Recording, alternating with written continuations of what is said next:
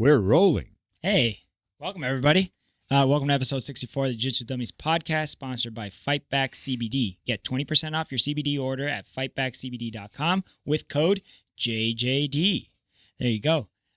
We're also sponsored by Black Belt Digital Marketing. Anything you need to build your business, website design, Google Ads, logos, SEOs.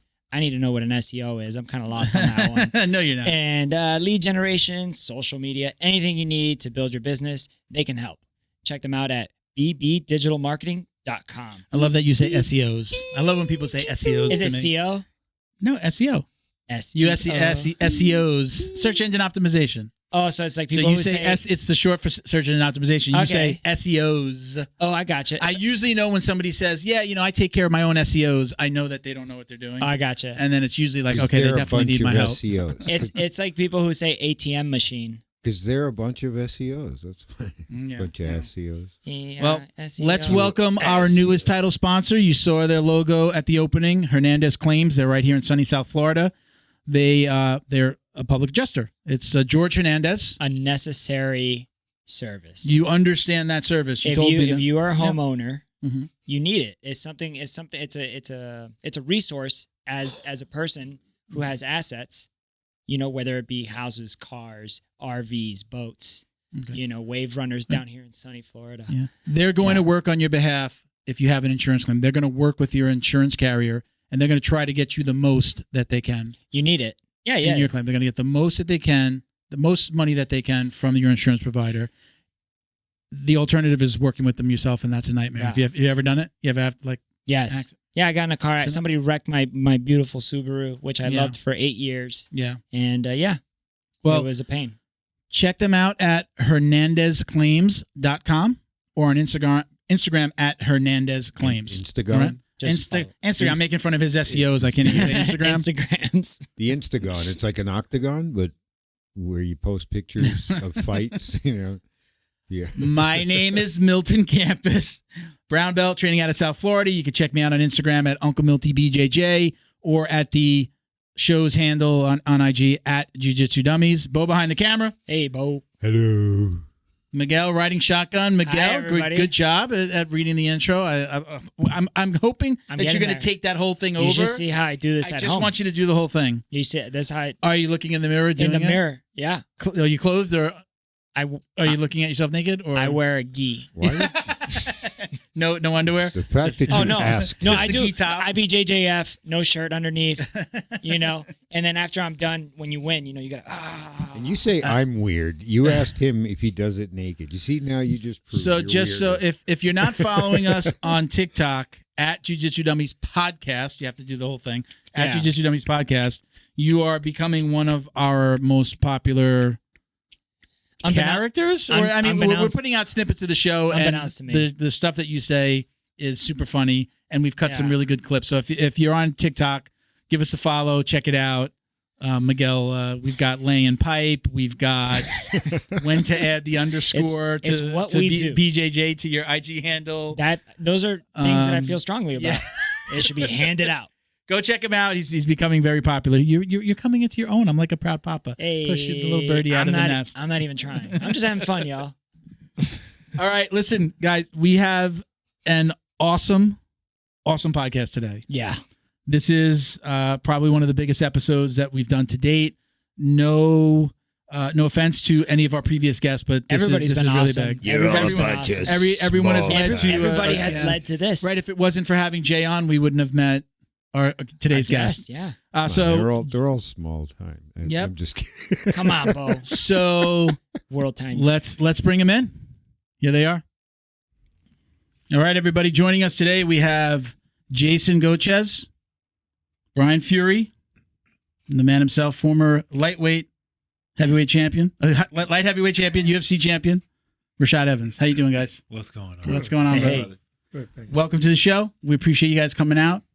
Lot to talk about, right? I definitely like to start with the comeback, right? Yeah. How did this all come about? We were talking about you're going to be fighting in Khabib's new organization, Eagle FC, correct? Yep. Give everybody the details. Tell us what's going on. Well, I've been trying to get in a fight for a while. I've been trying to, have one more fight or just do something fun like with boxing and everything. You know, ever since I retired, I kind of was in a space where I didn't want anything to do with fighting, and then I started to train and started to, you know, just work on the mental aspect and sort some things out of my life, and you know, just that flame came back. You know, that flame that I thought was extinguished, that you know, didn't allow me to compete at my very best towards the end of my career. I felt that flame coming back, and it was a surprise to me because when I retired, I was like, you know what, I'm done. But you know, it's amazing what happens when your mind starts getting into it, and then, you know, changing my diet, just changing a lot of things in my life, really was the essence of me, you know, starting to feel my body come back, my mind come back, and the desire to come back to compete, and you know, training fighters and things like that. You know, like they say, you're in the barbershop too long, you're gonna get a haircut. So it's my time to get a haircut. There are so many little things in there that we want to talk about. First of all, let's go. Are you a vegan now? Yeah. So is that, do you feel like that's partly responsible for just your change in mindset? Yeah, like going vegan, just changed everything, to be honest. You know, changed my body for one, changed the way I feel when I compete, when I train. But more or less, it changed my mindset. You know, when you become conscious about everything you put into your body, you become more conscious. And, you know, becoming more conscious is something that I desperately needed, because then it helped me to, you know, ask the right questions that I was not asking before. You know, sometimes you can do something for so long, but then after a while, you forget why you even started, you know.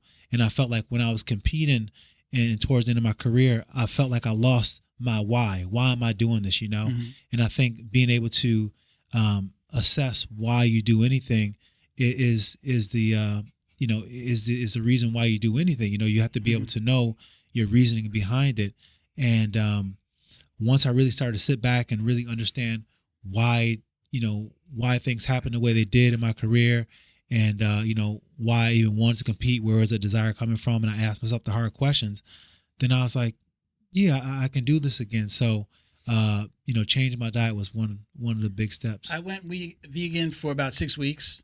I had a heart attack 5 years ago. June is 5 years. Oh, you actually did have a heart attack? Yeah, really did have a heart attack.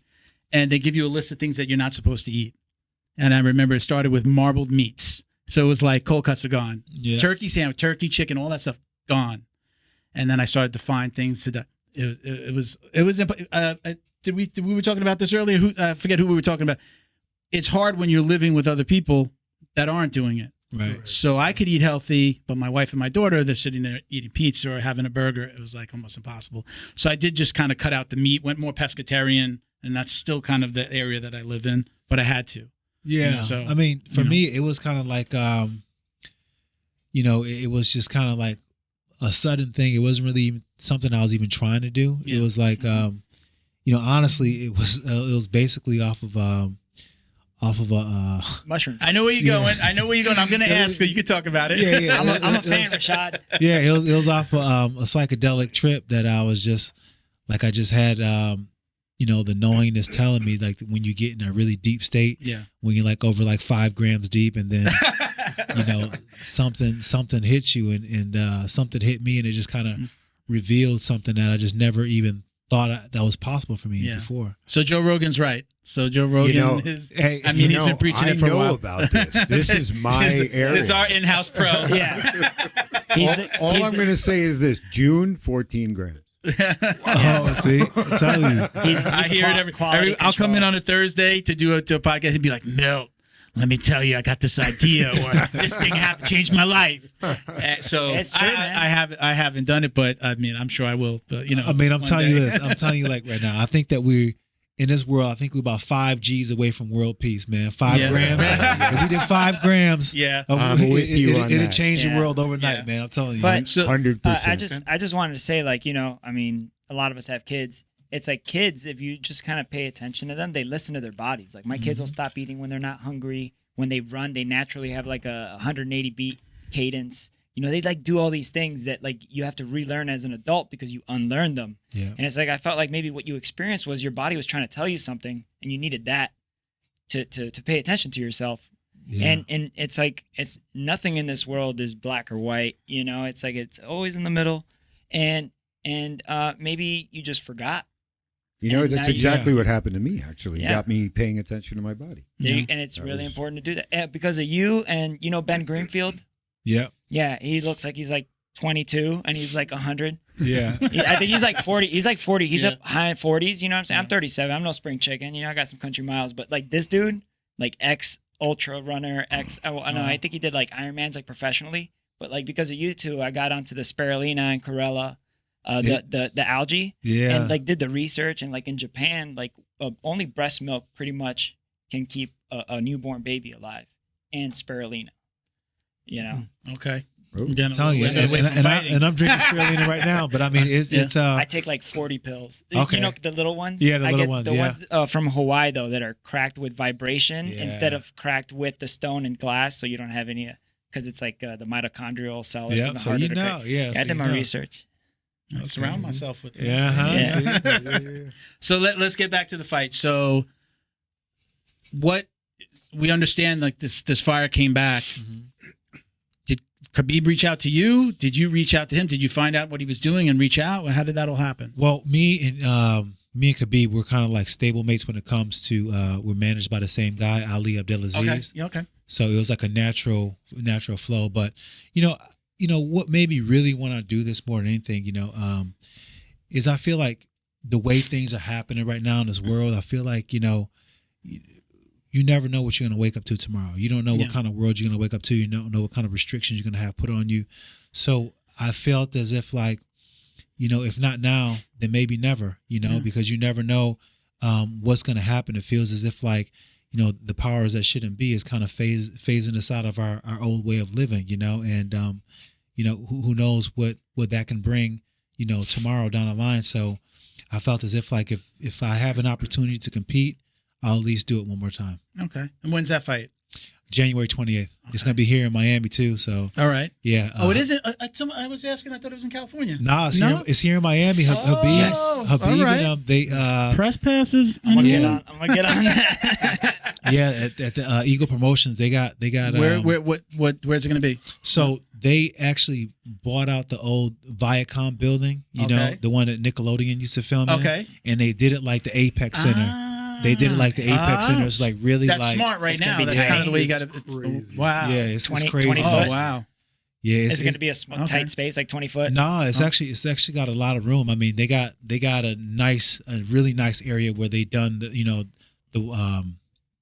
the arena with really nice plush like stadium seats, Mhm. and they done nice locker rooms for the fighters, and they got like a nice area to take pictures in. So they really did their thing with it. So now this is an MMA fight. Yep. Okay, because I've been hearing you talk a lot about boxing as well, Yeah. and maybe kind of going more to the boxing side. Well, I mean, I just wanted to get in a fight so bad I was willing to do boxing too. Okay, all right. Because I hear you've. I don't want to call it a call out, but you've invited Logan Yeah, Paul into the ring. I want to get on a circus. I did. Yeah. I did want to get in a circus, but I mean, Past tense or I don't blame you. yeah, I mean, it's kind of something that like it's a lot less on my totem pole. I mean, if they Yeah. said, "Hey, Rashad, I'll fight you," cool. But at the end of the day, it's not nothing I'm gonna chase. I'm not gonna keep on calling these dudes out because Yeah. at the end of the day, I feel like like they got a lot of juice right now, and they've done a great job of promoting themselves and doing what they've done with that space. But at the end of the day, like, I mean, they never really put in that work like Yeah. that. I mean, look, granted, what Jake has been able to do thus far, I hate to say it, it's been all right, man. He's And athletic. it's getting harder and harder to hate on it's him. getting harder to hate on because here's what I don't hate. I know what it is to get to fight, but I know how hard it is to do Prepare. exactly what you say you're going to do. He's calling out his knockouts. He's out there doing it, prophetically. And when somebody's doing it at that level, you got to say there may be a little bit more to this than that meets the eye, Yeah.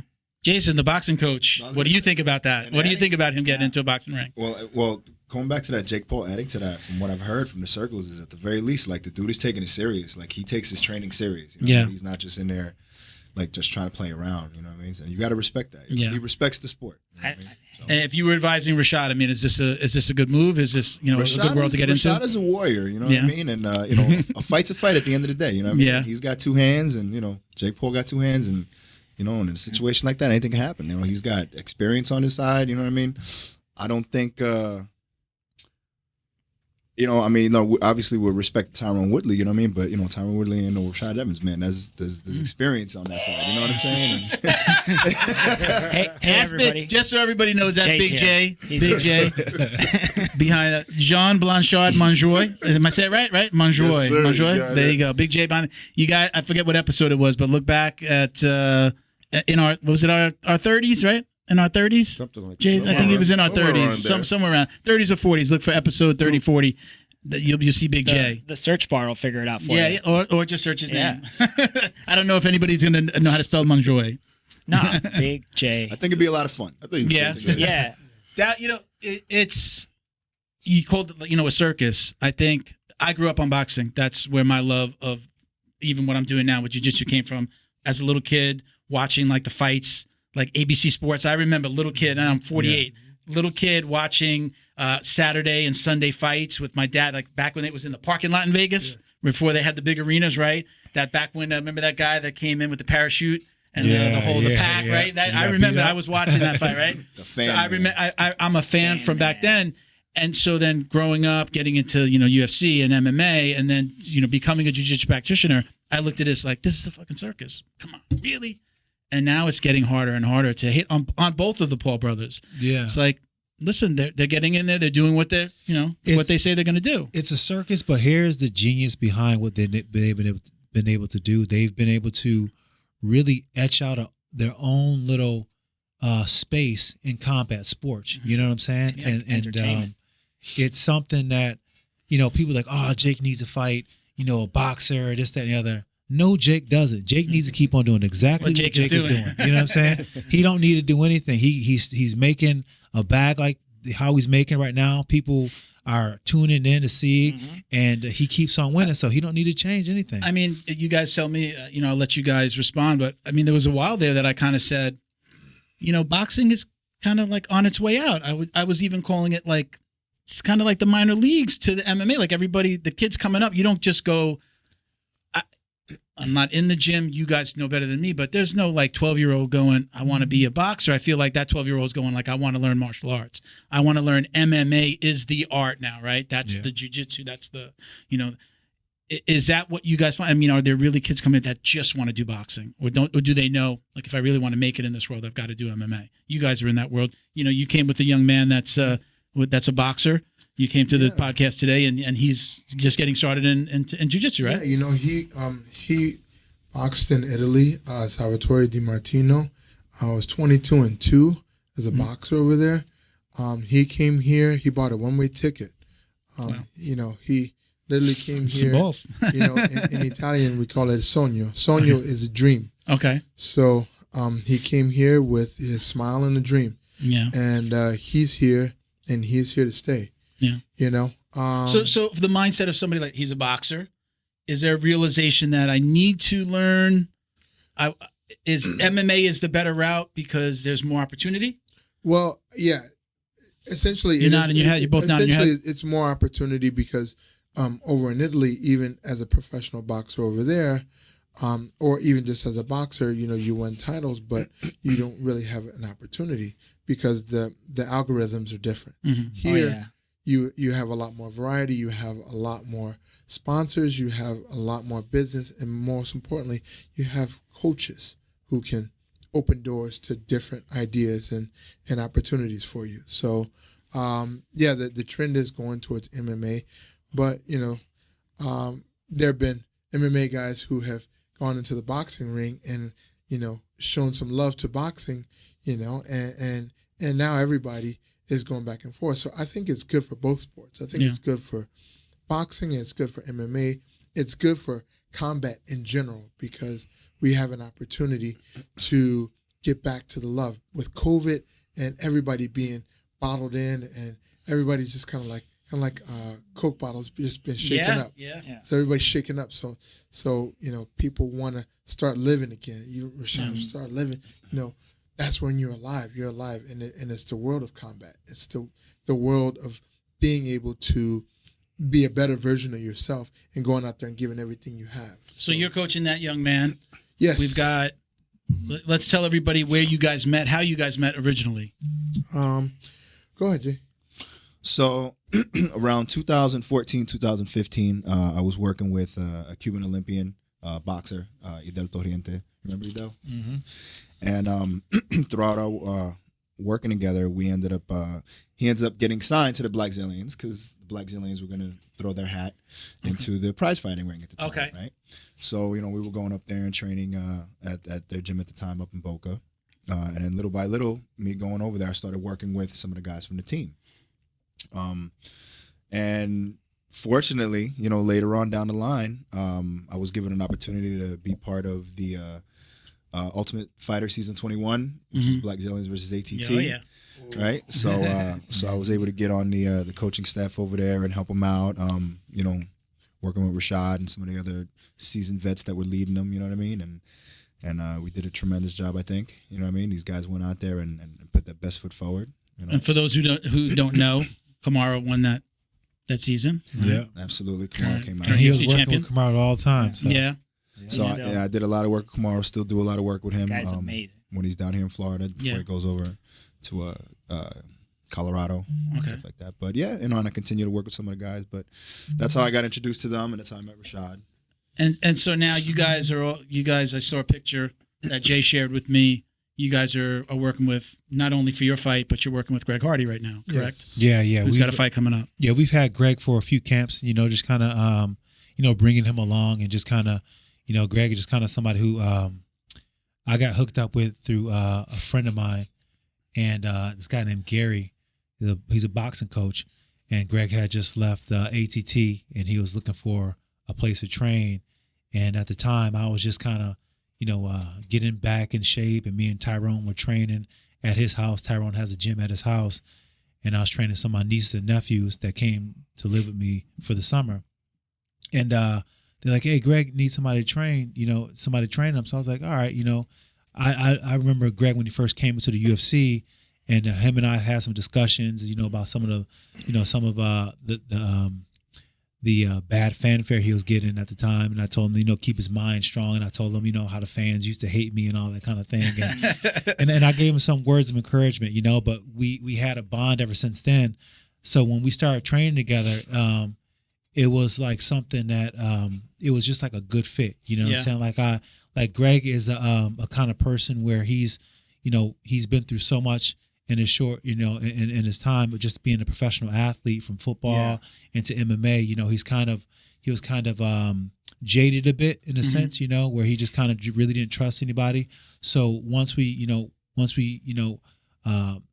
started to establish our relationship, and he started to trust me, then I was able to just like really, try to push him and develop him in different areas. And then, I had some, a few fights where, he just wasn't, getting to the level that we needed. And then, I wanted to, I brought on Brian Fuery, because I'm like, man, we need a big guy, Yeah. And he had some He's big a training big guy. partners, but Fuery brings a different kind of energy. He's he's not only philosophical, you know what I'm saying? He's a great jiu-jitsu. He speaks about 8 different languages. He's got We were talking about that. he's got a lot of different characters and qualities that I needed to have with me, not only for Greg, but for myself. He reminded me of my coach, Mike Van Arsdale, who was probably my best coach of all time, always knew the right thing to say, always knew how to motivate. And that's what I really liked about Fury. So when I brought him in to help me with Greg, him and Greg hit it off. And, his work with Greg has been just, amazing. And he's been taking Greg to the next level on so many different areas with his ground and just, mentally speaking, he talks about the chest. So The So I was cardio. going to say, like you talked about, he calls you philosophical. We hear, like we're an outsider when it comes to the boxing and MMA side. I mean, we're fans. How much of it is mental? How much, you hear, it's 90% mental. It's 10, from the inside looking out. I can tell you that, when your mind's in the right place, your abilities in your body will always catch up. Okay. I can tell you that. So I don't know what percentage that is, but I can tell you that everything we do starts from everywhere we were. So if your mind is in the right place, your abilities will catch up to you. When we approach a fight and we approach a situation, we approach obstacle. I believe that Sun Tzu said it best. He said, to guard against defeat lies in our own hands, but the opportunity to defeat an enemy lies in the hands of the enemy itself, right? So what that means on a different level is that, when your mind is in the wrong place, your opponent is always going to see that, and you'll give your opponent the opportunity to defeat you. Okay. Mm-hmm. But when your mind is in the right place, you've already guarded against the biggest enemy, which is yourself, which is your mind. Because that old man always wants to go back and sit on that front porch and be comfortable and be lazy and not get better. Mm-hmm. Okay. So I do like to, I like to bring it right to the front door. I don't bring it to the side door. I don't bring it to the garage. I bring it right to the front door with Greg. He's a big guy. He's super athletic. And a lot of people look up, they are intimidated by him. But when you go up against someone who's not intimidated, the two words I like to say is, now what? Right? Now what? Now, where do you go from here? So most people are going to approach him, being intimidated by him, but we're all professional athletes. We're all grown men out there. So what we've got to do is we got to have another angle. Okay? And I do like to use the game of chess in particular, because chess is the one mental combat sport that it doesn't matter how strong you are, it doesn't matter how fast you move. It could be the beginning, could be the middle, it could be the end. But, you could be completely surrounded and you can checkmate someone. Mm. So I use this aspect with him all the time. I also played a little football myself, so I like to, bring him back to the football world.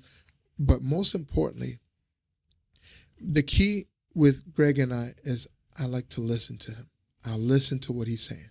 I listen to what he's saying, and I listen to what he's not saying, okay? Because when you listen to what somebody's not saying, that's really where you learn about that person. It's not what they say, it's what they don't say. So you've got to listen. Bam. Got to listen. Philosophical. You got to listen. I like Just it. listen. Be a better listener every single day. Damn. Fuery, My wife's been telling me that for a long time. What'd you say? Okay. You must be one of those romance area chess players. Oh, just sacrificing. You know sacrificing. what? My Is that goal, your style? My goal is just to continue the idea. Continue the idea. Don't abandon the idea. You see a good move, look for a better one. For sure. Hey, have you guys been training the last couple fights? And I'm a fan, right? Like of the sport in general. So like, even if I don't particularly have like a horse in the race with a fighter or anything like that, I keep track of their performance just because you just kind of do. You naturally do that, even if they're not on your team or whatnot. Correct. And man, his cardio has gotten so much better, especially this last fight.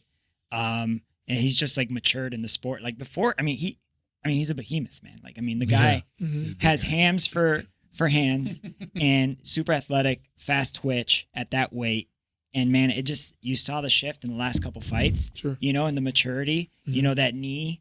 I feel like that knee, man, that was all mental, just being super new, got thrown on the deep end, main card. Like, I couldn't even imagine, bro. I get nervous when I have to do daddy-daughter dances, bro. You know what I mean? But what's important is that you got to remember that, you don't learn anything from winning, right? So you learn when you lose. Yeah. You learn, logistics, and then you learn for prepreration. Yeah, it happens to the best. Peter Yan. Yeah. Mm-hmm. Threw a knee in a championship fight. The guy's as seasoned as you could get. Mm-hmm. You know? So on the coaching side of this, who else are you guys working with? And is it always you guys working together? Yeah. If you're working with somebody, they're working with you. Yeah, absolutely. We run our training sessions. We also got this guy named Devin who helps out with his jiu-jitsu. Devin Moultrie is amazing. Yeah. Amazing nice, fighter. Nice, amazing. Big, tall guy, really big body, strong, young guy. High level black belt, like next level. Skilled. And he pushes Greg, Yeah. So it's really good, good team chemistry that we have with the coaches, and we all get in where we fit in. You know what I'm saying? And we kind of, we fill out each other's strengths and just kind of allow training to take suit like that. But at the end of the day, we are trying to develop some people with some strong minds. So every training session, we make sure that we it's a mental one. We make sure that we are driving in the fact that, what we do is not easy. And this is not a sport for the faint of heart. So if you're looking to just go in there and have a good time and not really, push yourself to the limit, then you're not doing the right sport. You're in the wrong room. You're in the wrong room all day. Yeah.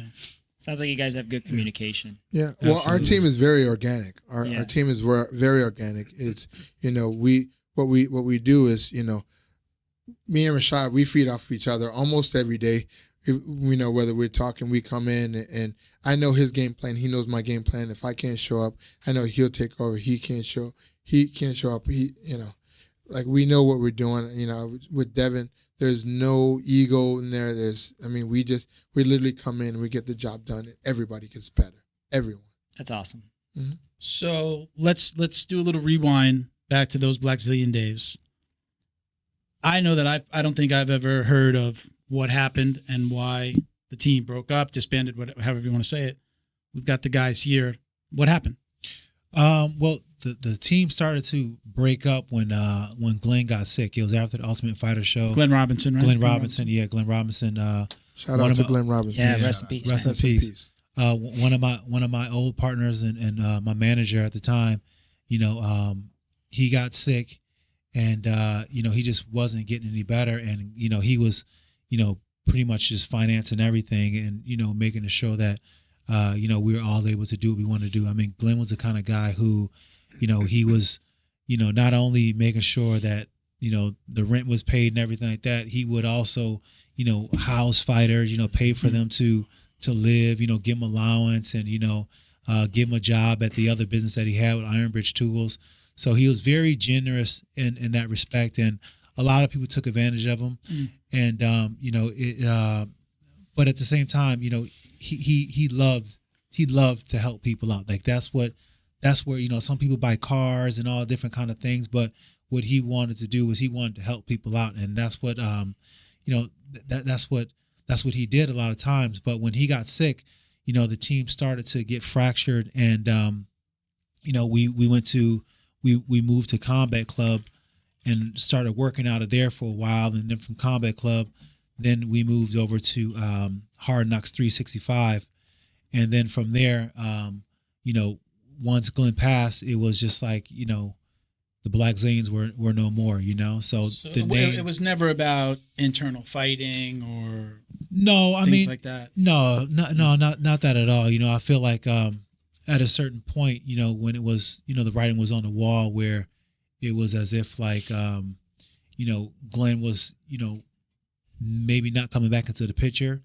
Mm-hmm. Henry and those guys wanted to make a move where they weren't going to be handcuffed by the name, because Glenn owned the name. So they wanted to be able to continue to grow the team and not be handcuffed by the name that they didn't own. So they kind of rebranded themselves and kind of went their own way. Yeah, Sanford MMA, right? Yep, Sanford MMA. Yep. Right. So after that, it took some time for just to kind of let some of the emotions and some of the things kind of settle, because I wasn't, I was kind of like in a position where I was an athlete, but at the same time I was part of the managerial staff, being partners with Glenn, being so close with Glenn. So whatever grievances people couldn't air out with him, they air out with me, and then I'm just like, yeah, it made me hate. Playing up on our 12. Yeah, it made me hate. That's exactly it. But I mean, it's tough, man, because you have these fighters, and fighters are, the fighters are, they can be a bit complex to say the least. You know what I'm saying? So dealing with all these different personalities and just dealing with trying to make everybody happy, it can be, something that just kind of burned me out to the level where I was like, man, is this something I even want anymore? So I just kind of pulled back from the whole, like, everything with the team. I just kind of wanted to just take my space and just kind of see, what I wanted to do next. Okay. So you disband and you go where? Well, I trained over with Henry and those guys for a while, and then I just kind of like took a break from the sport, because around that time, I also was overtraining with Mark Henry and those guys too, because I really like Mark Henry. I really liked his attention to detail. And they had some great guys up there. And at the time, Corey Anderson was a great training partner. Corey Anderson is probably one of the best guys I ever trained with. He's such a he's such a dark horse in the race, and nobody's really giving him any props. But he was somebody that was coming up back then, and now he's finally arrived. Like, oh wow, where did he come from? But he's been in the mix for a while. He's been in the lab for a while in New Jersey. Really? So so they had a lot of good stable fighters out of there that I got some good training with. But I mean, Florida was always my home, and staying connected to those guys were always my home. But after I retired, I just kind of I trained a little bit with Henry and those guys, and I'll go in there and help out when I can. But then I just took a break and just kind of wanted to just sort myself out, because I still was just dealing with that residue of competing and what it all meant, and being one of the best fighters in the world at one time to losing 5 in a row was an ego crusher. You know what I'm saying? So it was just kind of redefining myself and getting to know myself again, outside of the whole image of what I thought I was based on, my MMA career. So you guys, Jason, have you been in the ring? You're a boxing coach. Did you ever strap them on? And yeah. When I was younger, I did some competition, but I didn't have the discipline enough to be able to, you know what I mean? I appreciate the honesty. And Brian, you fought in the cage? Yes, I did. Right. I was 2-1 in the cage. 10-time world champion, masters and no-gi. Okay. For jiu-jitsu, black belt. And, really, what we have accomplished as individuals is nothing in comparison to what we bring together. I learned stuff from Jason. I learned stuff from Rashad, Devin. I'm still like a baby in there. I love it because we work on stuff. I teach a lot, but I also learn. Because it's different aspects. I wrestled in high school. Did well and things of that nature. But this is a completely different aspect to anything that I've ever seen. So and especially with a Hall of Famer like Rashad, who wouldn't want to jump at the chance, to learn from the best, because he is the best of the best, and he does have a lot more left in the basement, and we will get a chance to show that January 28th. He's coming for blood. So I'll ask this question of all of you. I know by no means do I compare anything that I do when I'm telling somebody how to do a jiu-jitsu move to what you guys do. Mm-hmm. But there's this little high that I get off of teaching, or even I don't coach, but somebody asks me a question and like, hey, can you show me that move? I love that part of jiu-jitsu for me. Mm-hmm. Sure. How do you guys feel about the coaching side? Where, do you feel like, was it better in the ring, or do you love it on the outside, as much? Well, is there a comparison there? I mean, I got your back. You know where I'm going? You know what I'm saying? Like there's a high and a gratification that I think comes from both sides of that. Absolutely. Where do you get the biggest high? It's kind of funny because before I would think that it would only be in fighting that I got such a high, but coaching has brought something different, a different aspect of that feeling of accomplishment, that feeling of joy. Just watching somebody do something that you taught them, and just seeing them, get past a level that they were struggling with before. The other day we were training at ACG over with Charles McCarthy's place, and they do a good job of letting us go in there and train with those guys. Shout out Coach McCarthy. Yes, indeed. And Greg was in there with a really good wrestler, this guy named Luke from Cornell, and Greg, his takedown defense was not the best at all, like to the point where I was able to get him down. You know what I'm saying? And what he did and what he was able to show the other day, it almost had me tearing up, man. I felt that proud for him. I felt that proud for him because I remember when he didn't stand a chance. And sometimes you see somebody when they just are just so off the beat, you're just like, man, I don't even know if I can even help him. I don't know where, But then you see him start to get it, and it's just like, oh my gosh. Yes, you got it. That's and awesome. It's just something that just filled my heart up with so much joy, and it's something that I would have never foreseen that I would have had, just being the competitor that I was. That coaching would bring such a rival feeling. Yeah, And if you think about it, if you really sit back and think about it for a second, your career as a coach is probably going to be way longer than your career as a fighter. There's this whole other life that's just starting here, right? I think there's also another aspect. I mean, between the three of you, you guys have been outside of the ring, behind the cameras, in the locker rooms. These things, that knowledge like that you get to impart on fighters, right? you all have something. You've all competed. You know what the nerves feel like. You know what the bright lights are. You know what people are going to chant in the crowd, the ones that like you, the ones that don't. Like, did you feel like that experience too now that you're coaching with all of that behind it? Has that changed your perspective as to how to train a guy? Like how we were talking about the mental, physical thing. Yeah. Sure. I can tell you that, coaching allows you to take the proverbial cocoon off of what your mind is, and you turn into that butterfly because now you're free.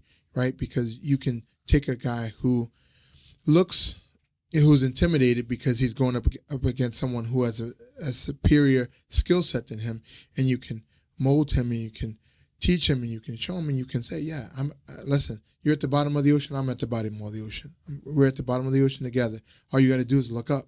The sun is right there." So once you take a person who doesn't know or doesn't have any skill set, and you mold them to where they are able to intelligently defend themselves, then they will trust you, and they know that they will follow you, and they will listen to you, and more importantly, because they've seen a quantitative result. Right. They know that they couldn't defend an armbar, and now they can defend an armbar. Or they could, before they were just getting, punched in the face, and now it's like, hey, put your hands up. I learned from Rashad just when we first started. Hey, if you put your arms up and you extend your arms out, no one's going to punch through your arms, and it's just Jon Jones. Jon Jones. Yeah, right. Exactly. Yeah, exactly. That's what I always reference too. Just something as simple as that, and it hit me like a ton of bricks. It's like, yeah, nobody can punch through your arms. And then it's like, I take my jiu-jitsu knowledge, whatever limited knowledge I have, and I can implant that into someone who doesn't have the same skill set. And you see that look in their eyes, right? You see that look in their eyes, and that look says, hey, you know what? I understood what you said, and I understood the mission, and I completed it, and now I'm never going to get caught in that situation again. Yeah, and for sure. That is what coaching is all about. Yeah, but even as a coach, like, when I see guys who are in that hole getting ready to make that walk, and I can look in their eyes and I see how they're feeling, because I remember that feeling, Yes, sir. It's easier for me to have the right words to say to them to get those butterflies to move in the right direction, because sometimes you get those butterflies and they move in the wrong direction, then you're not performing to your best. But sometimes you get them to just make the right formation, and sometimes it's just your coach is having the right words to say. Like when I was getting ready to fight Chuck Liddell, Randy Couture, he had the right words to say to me to get me to be like, boom, just hit a switch and be able to get me to compete at the next level, and that's what it's like, when I see my guys and I see them, they may be struggling, but they don't want to say, because this is all mental, to be honest. You know what I'm saying? Like when you're in training camp, it's 90% physical and 10% mental. But when you're on the line, when it's fight week, it flips and it's 90% mental and 10% physical, and you got to believe in your training, and that's all mental. So a lot of mental reps before you get to that point is due, and I know that. So I always drop in a little bit of nugget as time goes forward to make them feel that pressure of what it's going to feel like on fight night. Okay. Real quick, we're going to do some shout out. We're going to put some shout outs in here. I should have told you guys before. We're going to count down 1, 2, 3, 3, 2, 1. I just probably ruined it for Bo, but we're going to do some sponsor shout outs that we insert right here. Hey guys, thank you to DD214 Fightwear at DD214_Fightwear. Gear for patriotic rollers. Let's go. I like that. I like that new one. Get 15% off your online order at DD214BJJ.com with code JJD.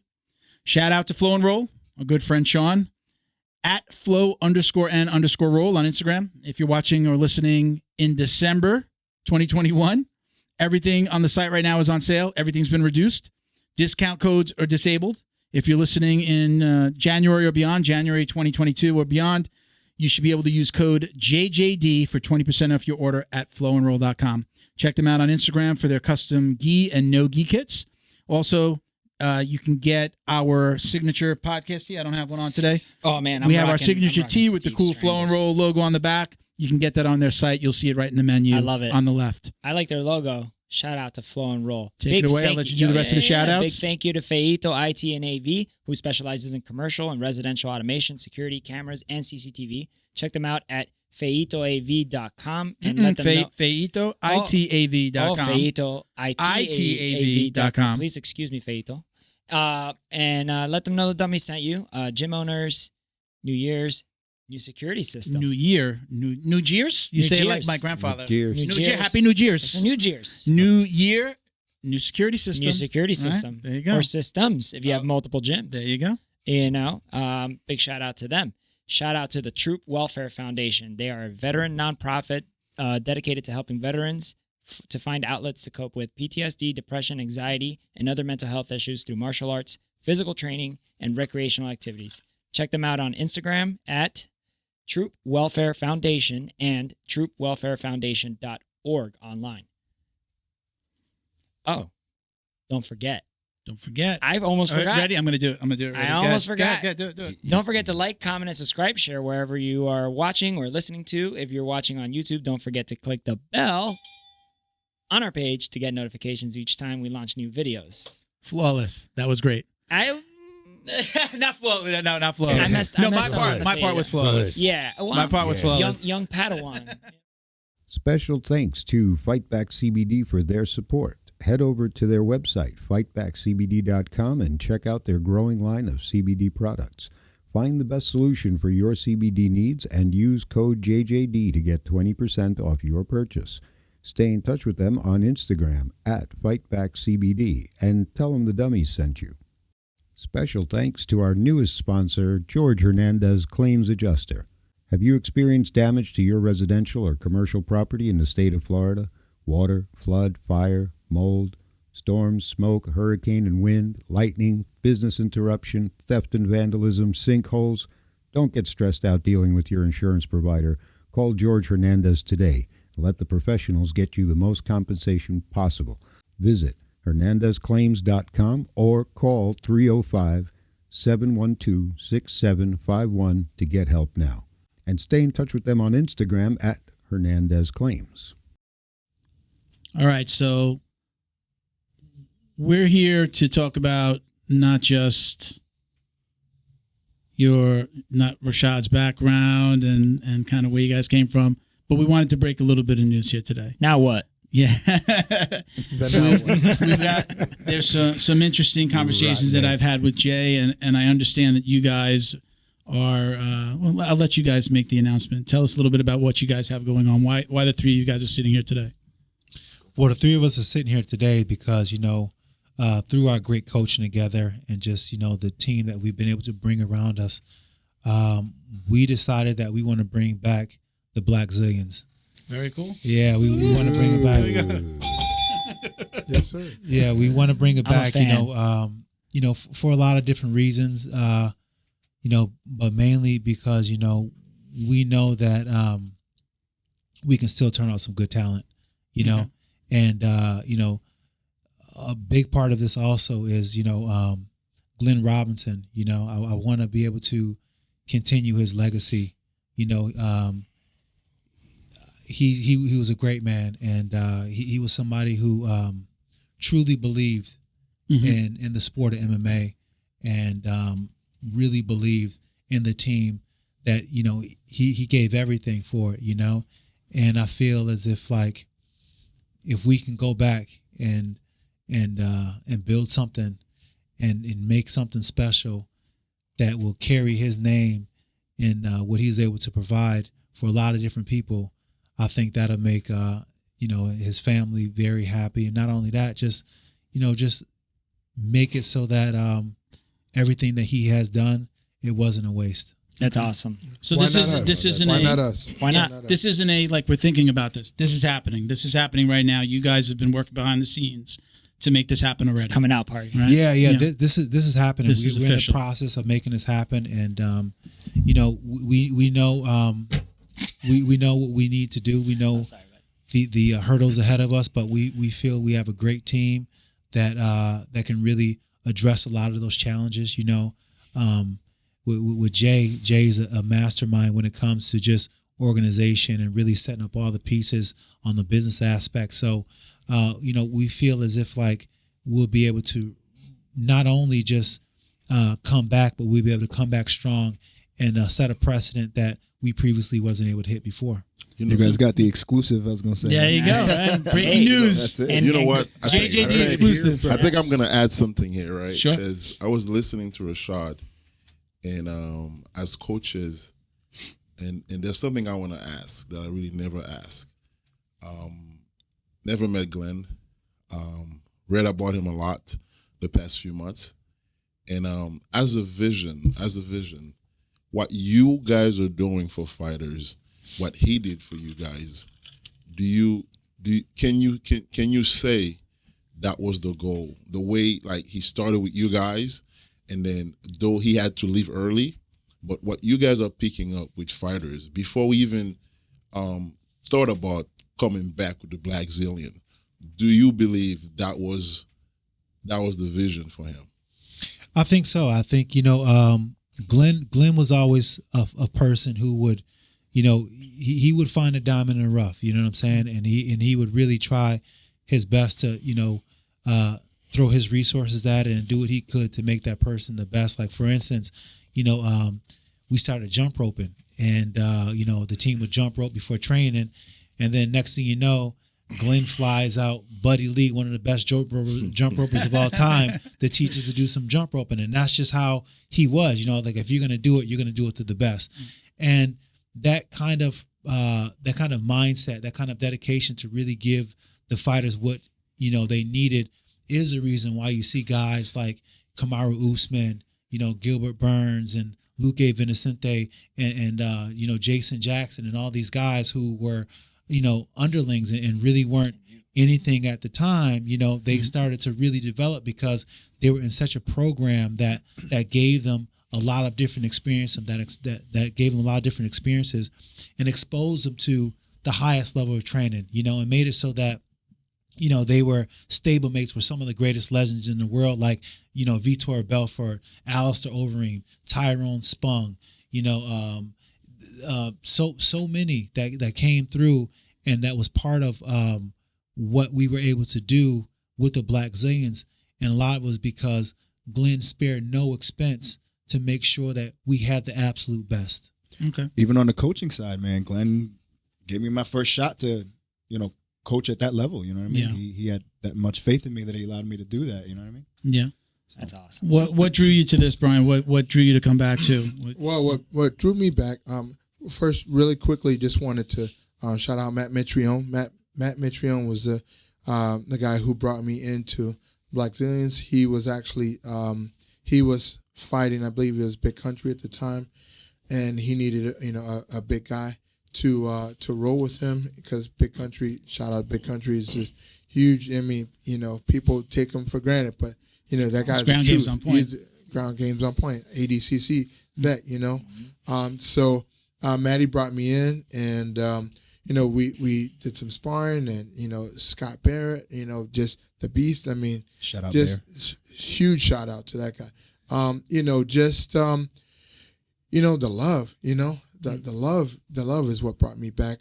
When Rashad reached out to me, we were actually at an MMA event. Coincidentally, I believe it was an amateur XFN event. You know, shout out Daniel Keys. You know, and I just happened to see him. He was going through the crowd, and I hadn't seen him in a while. And he said, "Hey, yo, Fuery, I need you. I got Greg Hardy." When he said Greg Hardy, I said, "I'm all in." What time and where? I said I'm all in. Name, you know, location. You know, and you know, Matty brought me in, and I met the team, and you know, was doing sparring with Alistair Overeem, who you know was should be a black belt, but you know, I think he was a brown belt at the time. You know, just another beast, and so we just had an opportunity to spar with a bunch of guys, and they were just bringing me in primarily for my jiu-jitsu skill set, but I remember Glenn when I first came in, him saying, because I said, listen, I really don't have any Jocko gear. What I'm wearing right now, you know, Glenn personally picked it out. Yeah, he picked it out, and a lot of the gear he gave to me, you know, personally, you know, and he didn't have to do that. That's the point. He didn't have to do that, but he did, and that's the kind of person that he was. And you know, just shout out to his whole family, and we want to continue that legacy, and that's great. We want to give back because you know what, we came from nothing, so we didn't have anything. So you know, an opportunity to come back in and you know take this thing to the next level. I think why not us? So go ahead, the coaches that he even had in there. I mean, we had Monday, Zen Mario Sperry. You know, I grew up watching Mario Sperry jiu-jitsu on videotapes. That was my first really exposure to jiu-jitsu, and next thing you know, he's my coach. And then you know, you have Kenny Monday, one of the best childhood hero of mine. Right Kenny Monday, another great coach. You know, great mindset, great discipline. Pedro Diaz. You know, Ivan Hippolyte out of Holland. You know, Henry Hooft.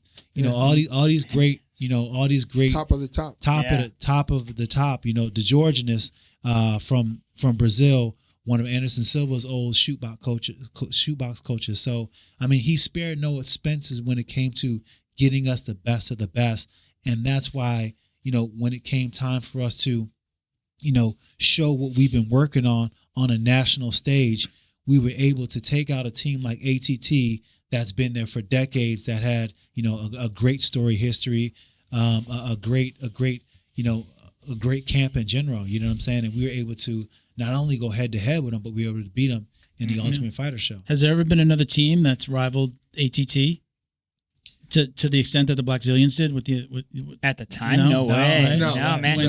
Even when they were doing it, that was the equivalent of like the Oakland A's versus the Yankees. Like it was. I mean, Dan Lambert, he's done a lot for the sport. Shout out Dan Lambert. Yeah. Absolutely. Dan Lambert for sure. sure. For the sport, Yeah. And I mean, just to have two mega gyms like that, but one of them not really be a mega gym, you know, it was as a fan, awesome to watch. And now as a fan again, I mean, I've never stopped being a fan, but like as a fan, like I'm glad you guys are back as a fan. And now I'm like happier that it's like, this is the why, like why you guys are doing it. It's just like, how could you not fall in love with this? Are we able to talk about, you know, we've talked about Greg Hardy. Are we able to talk about any other fighters that you have already got in your stable now that, or we were going to hold off on that? Is there anybody, you know, that's going to be, you know, officially a Blackzilian fighter? Yeah, we're holding off on it right now. I mean, we're just kind of, you know, we're still forming a team, and the team is still kind of new. Right now, what we have a few guys in training camp, but you know, mostly the camp is dedicated around Greg. You know, that's one thing that I wanted to do, because I felt as if like it's great to have a team, but I feel like sometimes a team takes away from the individual focus that a fighter needs at a certain level. You know, at a certain level, a fighter needs to have 3 or 4 coaches watching him train, and these coaches don't always have to be doing the same discipline, but they need to be in tune of what's going on with their athlete, you know, because what normally happens is that, you know, you have a coach doing this, you have a coach doing that, you have a coach doing all these different aspects, and without having that kind of eye over watching what's going on with them, you know, I can train him in doing wrestling and kick his ass in wrestling, but then, you know, Jason be like, oh, and try to kick his ass in boxing, and next thing you know, we're not working together, and we end up hurting the athlete. You're not building him up. You're actually hurting. Yeah, so it's a camp that's mostly dedicated around Greg right now, because he's in camp right now. But you know, we plan to, you know, just build up the team more. But when there's fighters fighting, give them that personal attention that fighters need, because as a fighter who's been on a lot of big mega teams, I feel like one of the biggest things that cuts into a fighter's performance is the fact that he just becomes another number. And that's kind of the good and bad, you know, about being a successful team, is the fact that you're spread more thin, but at the same time, you know, you can't forget that this is that athlete's one chance, you know, to really do something in this sport, in their career. And, you know, as a coach, you can always have different athletes, but you can't get away from the fact that you have to be able to pay sufficient attention to the athletes who are really on that level to make it big, you know? Yeah. I think that's the advantage also of like being able to work with and have, you know, what I like to call like a general that leads from the front. You know what I mean? Where, you know, Rashad's been in those and he knows how those puzzle pieces are best going to fit together, you know what I mean, to benefit those athletes. So now we talked a little bit about earlier before we were on air.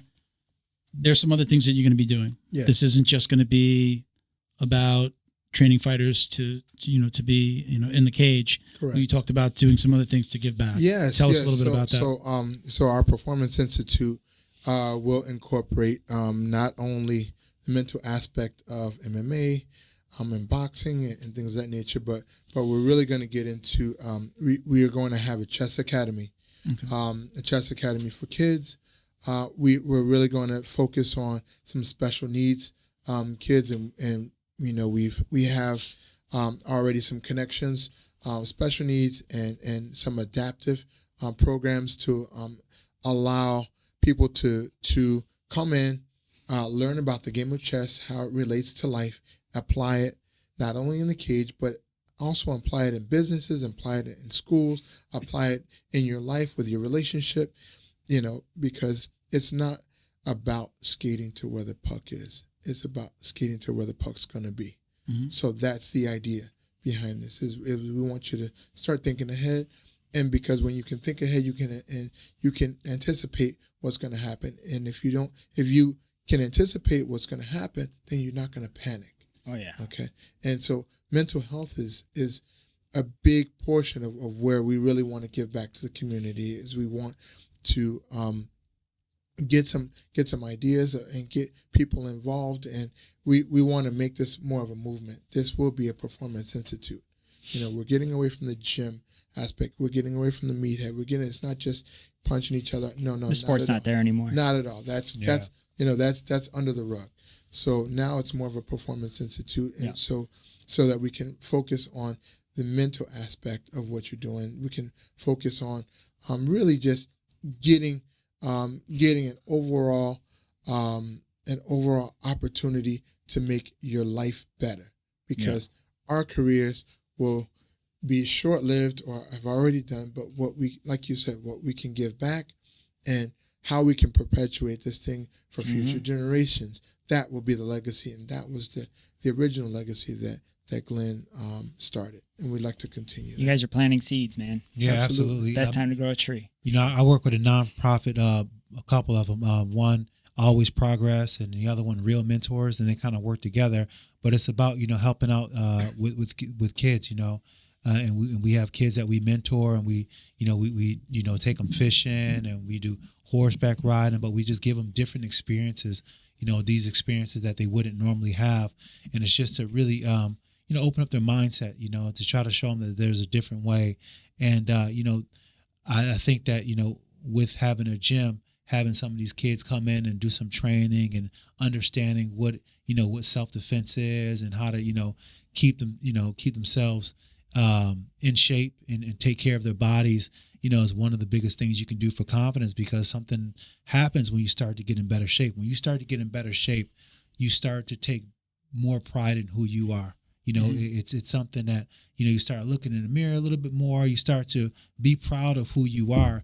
And I think that, you know, with the way that society is, where we live in such a voyeuristic setting, that it's easy to look on the outside and see somebody from the outside and want to be that. But it's a whole new philosophy when you're happy with being yourself and really just, you know, focusing on yourself. And that's what we want to be able to give to these kids. So to shift a little bit, we talked a lot about the mental side of this. You've been on both sides of you've been loved and hated, right? Yeah. You've been on both sides of that. Hated or love it. Which, where do you think when do you think you performed the best? Which side of the equation were you on, where you felt it either you drew from it and it made you a better fighter? Was it when people loved you, or when people or the were NWO days? I think it was when I was a bad guy. I liked when people didn't like me. That's awesome. Yeah. I mean, it was just something that at first it used to hurt my feelings, but then I started to realize that these people they didn't know me.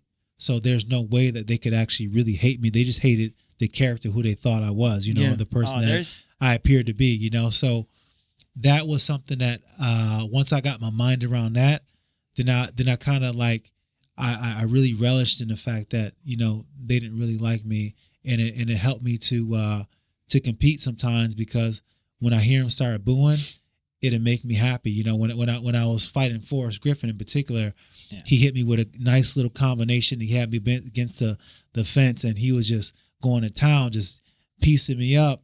And I just hear the crowd just like chanting for him to finish me off, and I was like, not today. And then I did that epic, like, let's get it, But it's something that motivated me back then. Yeah.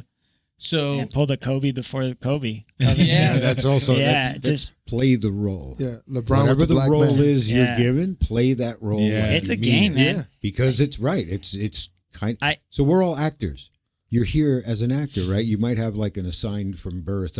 My destiny from birth is this, but you can kind of pick whatever role you want. Yeah. And sometimes you're given a role, and when you're given a role by your fans or by the people, play it. Play it. wish you could be 100%. I mean, you had I like that. Muhammad I like Ali. that. Yeah. Muhammad Ali. you Yeah, had true, some true. epic kind of mental battle. What's the right word? What you had with Rampage, what you had with beefs. with beefs. Okay, the fake with beefs. Jon Jones. Like, I mean, Tofu, man. How much of that? Yeah, well, you say fake. How much of that was real? How much Impossible was that? How? What was Impossible that? beef. I never faked the beef. They all been real, man. They all been real. Like to the point where, like me and Rampage, we were. It was like almost on site. It was to the point where we were filming in Vegas, and we'll get into it on the show, and they had to be like, "Hey guys, you guys gotta calm down a little bit, because we're not able to get any filming done, because you guys are cutting up way too much." And then it even went off of just being on the show. So when I seen them out in Vegas, because we would hang out and we'll go to the same clubs, this dude, pressed me in the club one time. So we almost got in a fight in the club one time. It was the beef was thick, man. But I mean, those fights where you have that kind of beef, it just made training for the fight that much more fun, because those fights will wake you up in the middle of the night, be like, yo, you better get up and run. the enemy is training. Yeah. Hey, thank you so much for all of the memes. Oh my goodness. Did you love those? Like when the internet got involved? Yeah, it was so good. Oh yeah. I still like the one that comes up a lot for me right now is the Rampage when he's breaking down the door, and we all see that. On social media, he's just ripping that door. What that door do to you? Yeah, Yeah, that was a great time, man. Looking back, I mean, it was one of the funnest times of my life. It was just a great experience, and I mean, on the Ultimate Fighter show, you just never know what's gonna be, like how they're gonna film it. So you just gotta just be how you are, and I was just being myself, and there were times where it was like I remember Mike Van Arsdale and Trevor Whitman, actually, talking me off a bridge or just punching Rampage in the face next time I see him. I'm like, yo, I just want to punch him. But it turns out, like, I mean, after we had all that beef, me and Rampage did a movie a few years ago, and now we became one of the bestest friends, man. Yeah, So it's cool now. Y'all got I was it gonna out. say, I feel like, could you say the same thing about him at that time? Do you feel like, I remember that season, do you feel like he kind of, like, he was elevating it to where it didn't need to be, like he was faking it a little bit? You mean all sizzle, no steak? Yeah. Was it? I mean, he knew how to play to the camera. Hey, He man. liked doing that. They're friends come now, on, his man. whole his whole persona was over the top. He was definitely an entertainer, but there was something about me that just irked him deeply. Really? Okay. I know what it was. There was something there. I know what it was. Do you know how aggravating it is when you're trying to get a rise out of somebody and you're up here and they're just looking at you and they're like, yeah, I'm gonna whoop your ass. And you know what I remember that. I mean, that's what a bully wants, the reaction, right? A bully in that they want the reaction. When they don't get the reaction, they get more angry. The door caught the worst of him. Yeah. Man, you know what I'm saying? That's what he said. I'm right in front of your face. I'm right in your What's face. up? What are you gonna What's do? up? You ain't gonna do nothing. Look at you. Look at you. You saw. Oh man. That's how my sister used to get me. My sister I'd be, like, used to super get me hyped. too. She used to get me And too. she would just like press all the buttons, bro. And I just be like, Love my sister. Yeah, for Love sure, my man. sister, man. So I have a question for Jason now.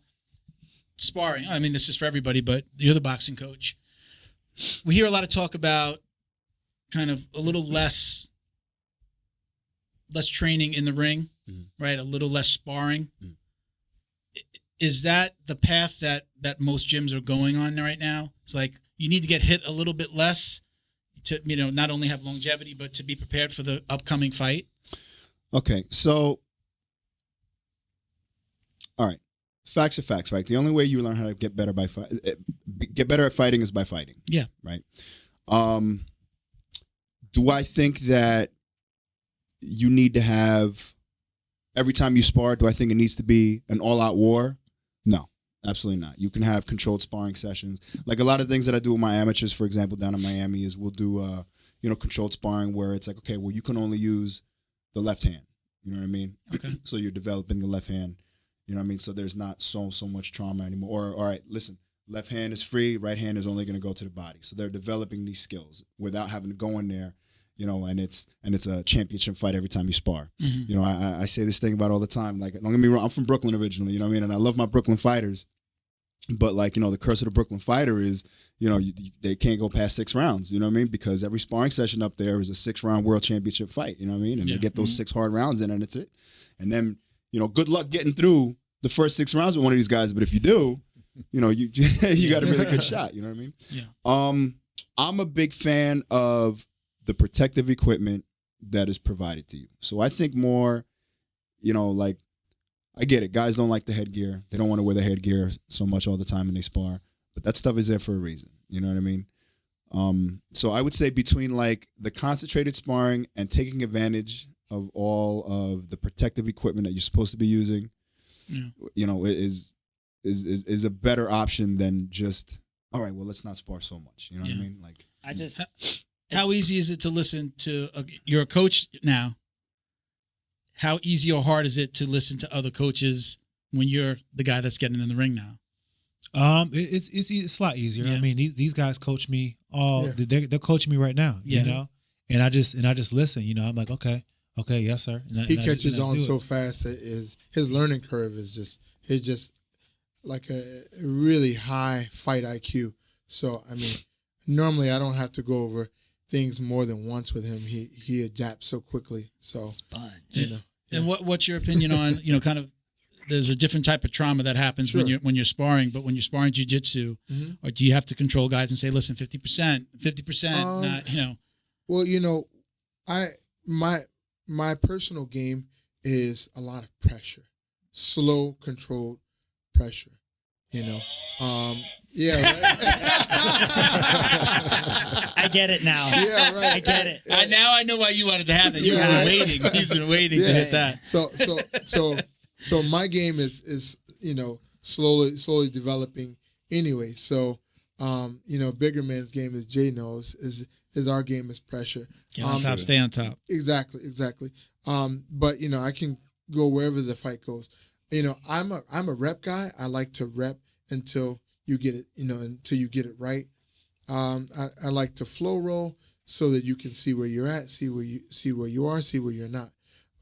But I personally like to rep and build on the reps, because jiu-jitsu it really is an evolving game, because your game constantly evolves. You like I've been working with Rashad with leg locks, for example, and leg locks, and you've got to really know the game, and you've got to see the game, and he's got to defend the game. You got to defend the game, and you're gonna get into that world. But more importantly, you have to know what the game is out there today, because the game that was out when he was fighting before has changed with the information, podcasts, YouTube, instructional videos. These kids that are coming up, this kid out here is 22 years old, has been watching UFC for probably 10 years, and has been watching, all of this information that's available. He's coming in with a completely different mindset. So I go back to what I said before. It's like these kids are coming in not just like, hey, I just want to do boxing. No. It's like, I'm truly, the art is now MMA. Yes. MMA is that. Yes. I think every guest I've ever had on the show, they either did karate or taekwondo when they were a kid, and now it's like, no, I do MMA. I go to this gym and I train all of these. These kids, these kids that are coming up these days. I mean, you you don't know, and you're not just a one-trick pony anymore when No. they're coming in the ring. No, very, very dangerous. I mean, and you even look at, in jiu-jitsu, you look at, the ADCC. I mean, these kids are 13, 14, 15, 17 years old. Cole Abate out of Art of Jiu-Jitsu. Absolutely. I mean, beating black belts. Just got his purple belt, I Yeah. believe. Congratulations. I mean, I'm a fan of the kid. There's just a completely different race of jiu-jitsu fighters, the species that they are coming in, and they have a wealth of knowledge, and they've been doing it for a little while. So I like to rep things, but I really like to teach and get right into it. I don't like to, like I said, I don't like to go to the side door. I like to go right to the front door and attack the most severe situation, the back. Okay. You can't defend your neck. What else you got? So Okay. I just you have a tapped. question before I was interrupted. I interrupted you. I forgot, man. It's all forgot. good. All right, let's talk. I know where I want to go. Let's talk goats. Let's talk what? Goats. Goats, greatest of all times, Yes. or weird Goats. eyes? Well, I want everybody's goat. They could stay within, or extend outside of their genre. We'll call it. Who's your boxing goat? Dude, that's a hard Yeah, question. besides Rashad. This is all everything that we besides Rashad. That should be an Who's easy your one. guy? That should be an easy one. That should be an easy one. He's gonna say De La Hoya. Definitely not Jake Paul. I'll be honest, man. We're talking Well, pound for I'm pound. saying, Pound for yeah, pound? who's your boxing goat? Yeah, pound for pound. Pound for pound. Pound for pound. You know what? I'm a big. He's got the button ready. I'll tell you what, man. say I'm a Lennox Lewis. big Riddick Bowe fan. Wow, Bo. Really? I'm a Okay. big Riddick Bowe fan. I really think Riddick Bowe had the skill set to. So, for me, don't get me wrong. Iron Mike, 86 all day, right? Awesome. I think that there would have been two guys in particular that probably would have been able to beat Mike Tyson at his peak. One of them is Ray Mercer. The other one is Riddick Bowe, right? And just Riddick Bowe wasn't scared of anybody. He had a phenomenal skill set.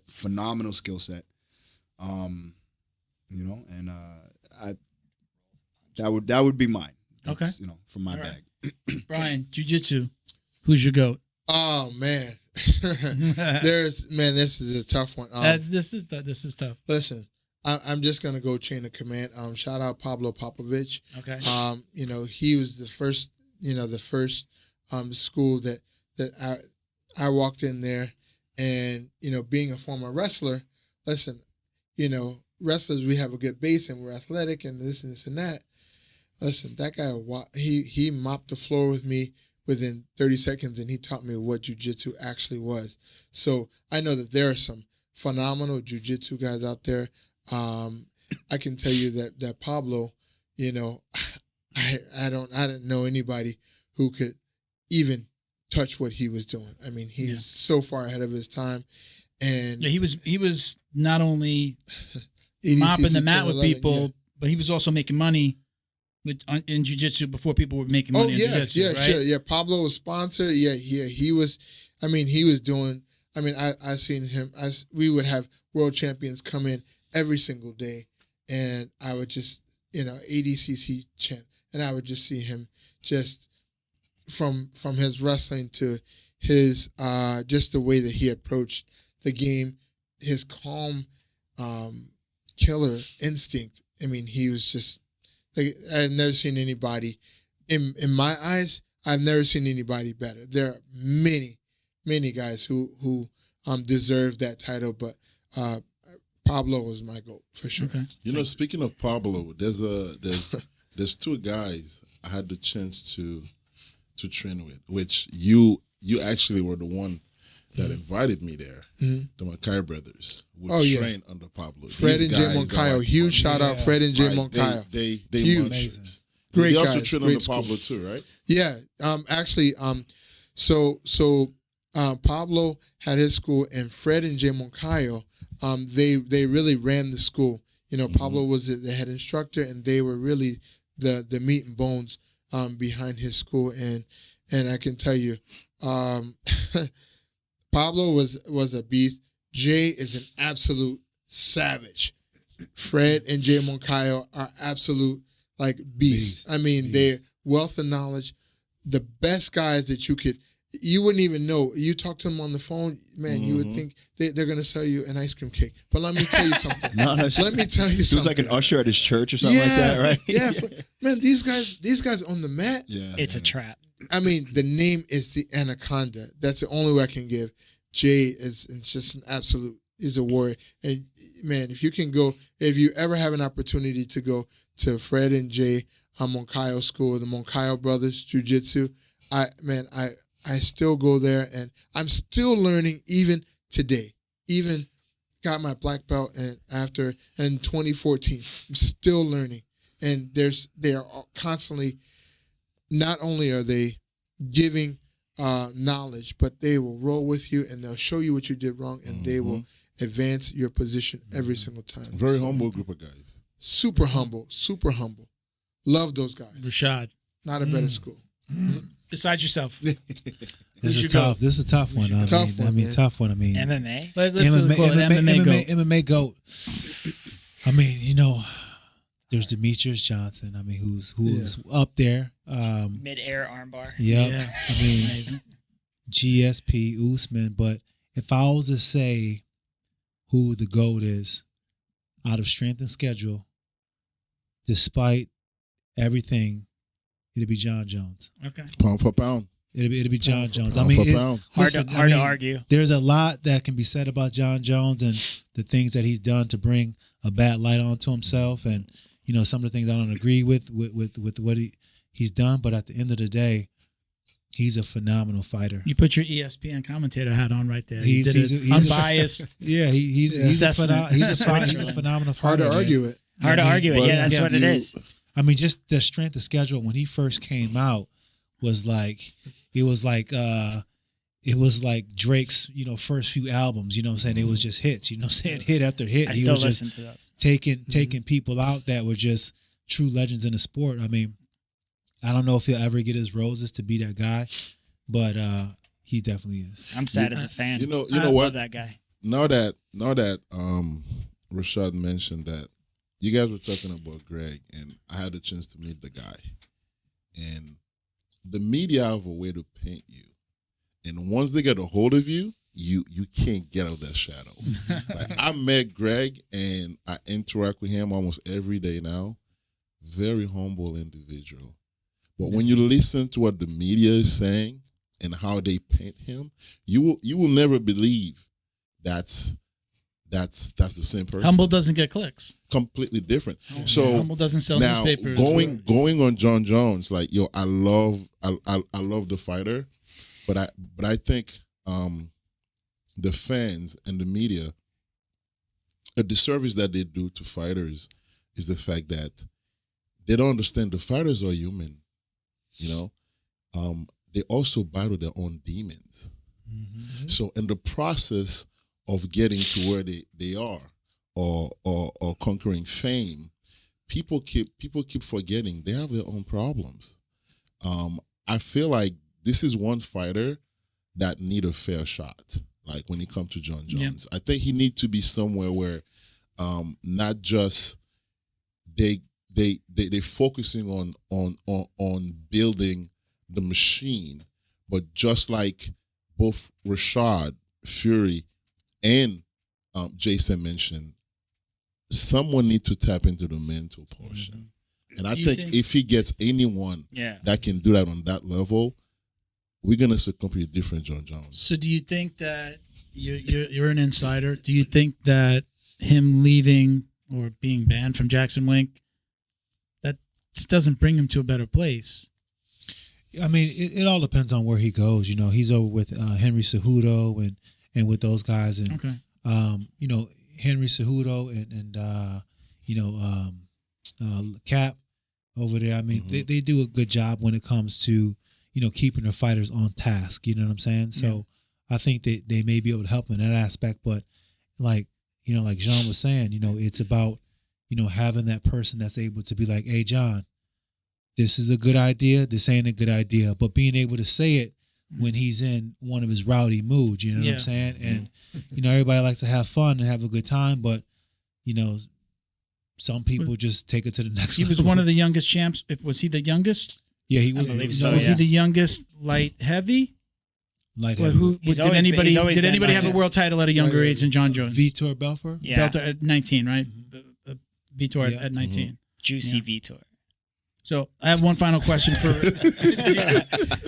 you taught me that it's called acai and Jesus. Acai and Jesus, baby. Okay. Is there anyone that you wish you would have fought that you didn't get to fight? Is there like, you know? Yeah, I wish I would have fought Shogun. Yes. Shogun. I was scheduled to fight him a few times and it just never happened. I mean, not because I dislike him, but because I was always a fighter who would you know, fight to the level of my competition. And I feel like watching him fight, he just brings a fight out of you. You know, watching his fight with Chuck Liddell and, you know, that memorable fight, I wanted to have a fight like that with him, you know, just where it was just like War. Yeah, just a straight war. And you know, his fight with who was it? Was it Dan Henderson that he had? Dan Henderson. That was an epic battle. That was an epic battle. That's what I meant. The fight with him and Dan Henderson was an epic battle. Yeah, and that was the one. That's what I always wanted to have, a fight like that with him, you know. And I think that he would have been a fun fight to have. I think a lot of fans really was expecting that fight. Even when he came to the video game, I think a lot of fans played that fight. I played that fight. Do some lineups. What? Do some lineups on the game for sure. Yeah, I was always proud of the fact that You beat Bruce Lee, by the way. hey, I was always proud of the fact that, you know, in the time I competed against the very biggest names in my weight class, you know. Yeah. And it was something that that I was very, very proud of. So if I could have got a chance to mix it up with him, it just would have been nice. And for those that don't know, you won your season, the very first season, Second right? season. The second season of Diego The Ultimate Sanchez. Fighter Yeah. at heavy. Yeah, At heavyweight, you fought a mountain. That dude was big. Brad You guys did Hines. not you guys did not look like you should be in there together at all. Every you week. look, you know. Every week. Yeah, right, yeah. So, I mean, that would have been an amazing fight. It wouldn't have been it wouldn't have been crazy to see you in there with Shogun, right? I mean, it would have been. You would have gone up, but yeah, I mean, it would have been you know, it would have been great because we were around the same size. You know, he wasn't massively bigger than me. Like everyone I fought, you know, apart from Dan Henderson, you know, they were mostly all bigger than me, and I used to look at being a smaller fighter as my superpower, you know. And you know, I remember when I asked Dan Henderson, I'm like, man, Dan, like, how do you be beating all these big guys? And he told me something I'll never forget. He said, you know, it's because I'm big in here. And I was like, oh, that was cold. That was cold, man. So that was my mindset. I just got to be big inside, you know? So we're going to leave it there. I want to say that I appreciate you guys coming on. Do you guys have any, you know, anybody you want to shout out? Anything else that you guys want to say about the Blackzilians? We could put Rashad's phone number right here at the bottom. Call now, flashing. For an epic fight. If you're looking for some trainers, you know. For But an anything you epic guys want to say? I just, you know, I've been shouting out, you know, everybody. I mean, you know, if I didn't shout you out, you know who you are, and I can tell you these 4 words: those who know. Yeah, you know, like I said, you know, we've been able to train with some of the best in some of the best places in South Florida, and I think that's what you know, allows people to grow to their best. You know, we've been able to train at ACG, over at Combat Club with Rodney Brewer. Shout out Rodney Brewer. Yeah, so I mean, for sure. This is what it's about, and I appreciate those gyms that allowed us to come and train and work with us. The Mokai brothers and just, you know, Jazias and a lot of people that just, you know, really allowed us to just come in a space, because a lot of times you go to these gyms and it's so territorial to the point where they're like, oh, you can't leave here, you can't go train there. you know, and it kind of misses. No politics. Did you know that there's no politics in jiu-jitsu? I know there's no politics in jiu-jitsu. We don't do that. No, nobody does that. No, there's politics. Yeah. There's politics. But I mean, pile of them. Any coach that's ever told me no politics, that's I'm like, okay, now. Time to go. Walking that way. Rodney Brewer brought me into jiu-jitsu. He was the first person. We were at Gold's Gym on Commercial Boulevard in Fort Lauderdale. And, you know, him and Sam McCoy, another huge shout out to him, because those two actually got me started in jiu-jitsu. Yeah, you know Sam. I know Sam. He coached in my gym for a little bit. Yeah. Man, nicest guy, most humble. When we first started, we were going to have him on the show, and he moved. Yeah. He's back, though. Yeah, he's back. He moved up north. He'll be, hopefully, be coming in and doing some work with it. Yeah, Sam, like those two, Rodney Brewer and Sam McCoy, brought me into jiu-jitsu.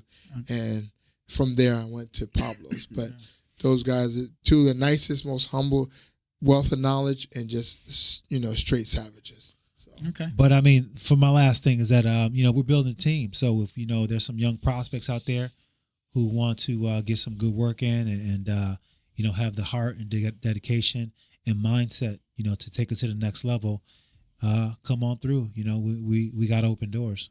All right. Yeah. Jay? You hear that, Gemma? Little Gemma? She's not in the air. Just kidding. I'd love to give a shout out to my amateur guys down in Hialeah Gardens and Playboxing Academy. We got some skilled guys down there. I brought a few of them up to the gym to work with good some guys. MMA Good fighters. guys. Solid guys. Cool. Yeah. My partner down there, Mauri Ramos, you know, great trainer, awesome strength and conditioning guy. I worked with him at Iron Mike Promotions a while back when Iron Mike Promotions was still around. Okay.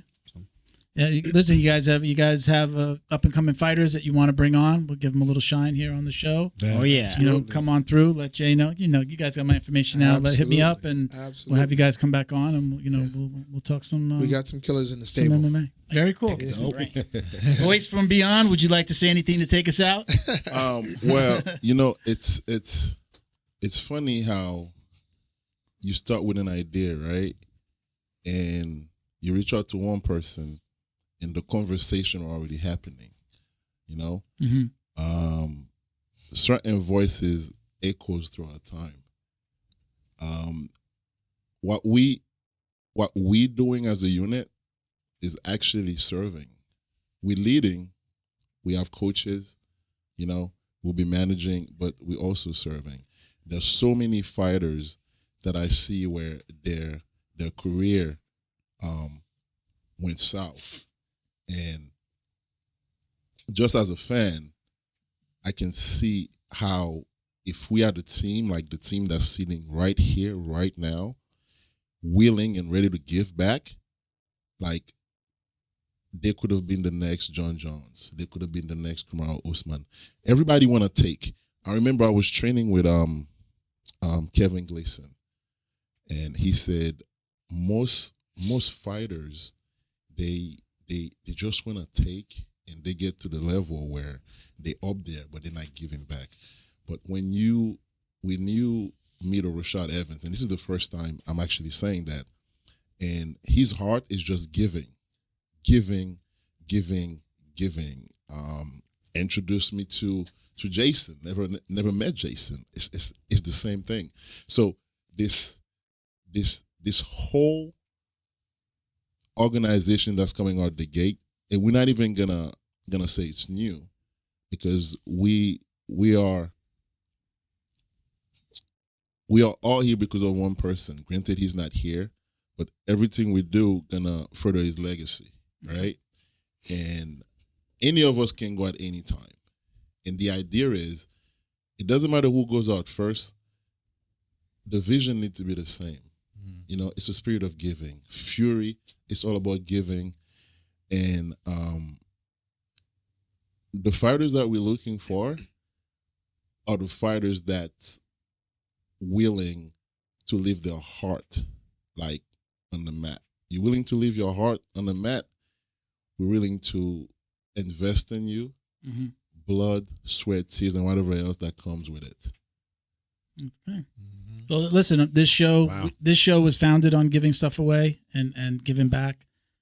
We started a foundation. We sponsored we did 1 year scholarships for kids. So we did 2 of them over the last 2 years. So anything that you guys have going on that we can help with, Absolutely. we're in. You don't got to ask. Just make the call. All right, guys. All right. Again, thank you guys for Thank you being so here, man. much. We Thank you for appreciate you having guys. us. Thank you, Pleasure. Big Yeah. J. Big J. Thank you, Miguel. Yeah, he's Big J. I know who Big J is. You're Little Miguel. He's Big J. Little Miguel. Yeah. hey, just in Right case in that anybody order. was wondering, Well, right here, we'll say goodbye. because he's behind the camera, Take he did care. not write that down. He just said that. That wasn't a book. Yeah, that's why I We're said, gonna let wow. everybody go, though. That's why I said, wow. That was amazing. Thank you, everybody. I always like to say peace, love, jiu-jitsu. We'll say Couple peace, of love, these. jiu-jitsu, and Guys. MMA. Awesome. Thank Take you care, so Louis. much. Y'all didn't have to do that. How was that? That was that was awesome. The show was awesome. I thought that was great. I'm a fan. How incredible was that? I almost cried. You almost. I know Yeah. I did. Honestly, I really almost did because like the message, Yeah. right? Like you can't as a fan. There's no way you can't get behind this, man. This is like there's a phoenix rising out of the ashes. So number one, I want to say thank you to them again.